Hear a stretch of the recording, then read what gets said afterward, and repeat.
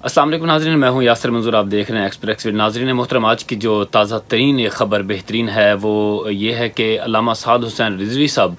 آج سفارت خانے میں گئے تھے فلسطین کے، اور وہاں پر جو فلسطین کا سفیر تھا اس سے ملاقات کی، اور ان کے ساتھ ان کے کچھ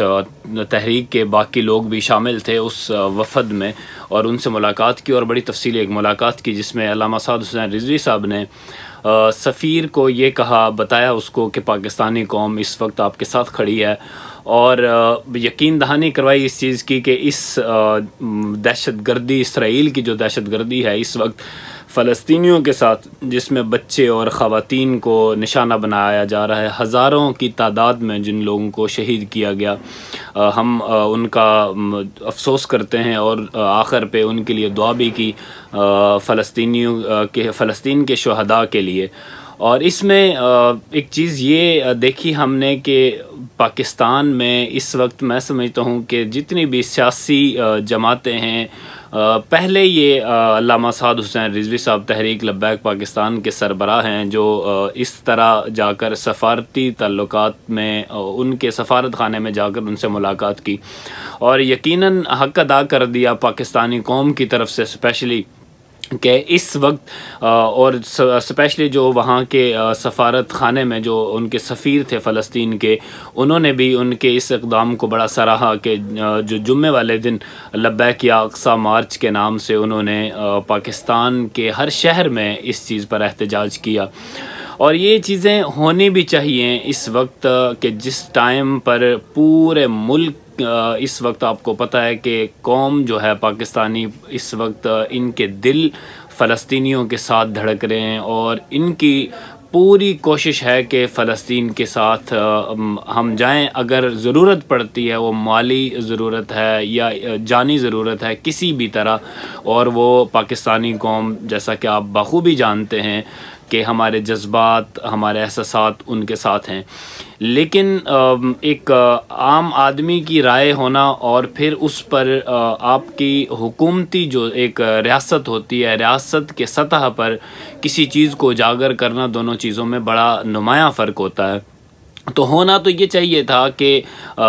پہلے دن ہی یہ تمام چیزوں کو ایک جس طرح اس وقت پوری دنیا کے جو اسلامی ممالک کے سربراہان جس طرح سے ایک سٹینڈ لے رہے ہیں، میں سمجھتا ہوں کہ ان سب سے پہلی صف میں جو کھڑے ہونے والے ملک ہوتا وہ پاکستان ہوتا، اور کیونکہ جیسا کہ کل بھی ذکر کیا تھا کہ پاکستان ایک سپر پاور ہے، پاکستان کے پاس جتنی ایک جدید طرح کا اسلحہ بھی ہے، اور اس کے ساتھ ساتھ ایٹمی ملک ہے، اور اس کے ساتھ ساتھ سب سے بڑی چیز جو پاکستان کے پاس ہے، جس کی وجہ سے پوری دنیا کی نظریں پاکستان پر ہوتی ہیں، وہ یہ ہے کہ پاکستان کے پاس جو ایک فوج ہے، سب سے بہترین مضبوط ترین فوج، اور اس وقت جب مسلمان پر دنیا میں کہیں بھی ظلم و تشدد ہو رہا ہو، میں سمجھتا ہوں کہ پاکستان کی افواج وہاں پر سب سے پہلی لائن میں اور پہلی صف میں نظر آنی چاہیے۔ خیر، آج آرمی چیف صاحب نے بیان دیا ہے اس حوالے سے، اور بڑا خوش ہوئی یہ قوم پاکستان کی کہ آرمی چیف صاحب نے اس مسئلے پر ایک اپنی رائے پیش کی ہے، اور امید ہے کہ انشاءاللہ وقت آنے پر اگر انہوں نے آج معاشی طور پر امداد کے لیے کہا تو یقیناً وہ جانی طور پر بھی اگر ان کو ضرورت پڑتی ہے تو امید ہے مجھے کہ پاکستان کی قوم اور پاکستان کے ادارے اس سے دریغ نہیں کریں گے، اور ہونا بھی ایسا چاہیے۔ اور اس وقت سپیشلی وہاں کے جو حالات ہیں وہ بڑے نازک صورتحال چل رہی ہے وہاں پر، وہاں کے لوگ جو ہیں، بچے دیکھے گئے ویڈیوز میں، بچوں کی لاشیں اٹھائی جا رہی ہیں، خواتین کی، اور یہ ایک بڑا دردناک سا سینیریو ہوتا ہے کہ جس وقت ملک میں اس طرح کا ایک جنگی ماحول بنا ہو، بدامنی ہو، وہاں پر دہشت گردی کسی دوسری ریاست کی ہو، اور ایسے میں ہم اس لیے دل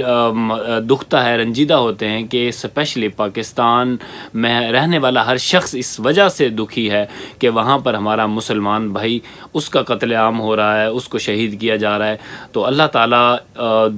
سے دعا ہے کہ اللہ رب العالمین فلسطین کی جو وہاں کے مسلمان رہنے والے ہیں ان پر جو اس وقت مشکلات ہیں اللہ رب العالمین آسان فرمائے۔ ناظرین، اسی ولاگ کے ساتھ مجھے دیجیے گا اجازت، اپنا رکھیے گا خیال، تب تک کے لیے اللہ حافظ۔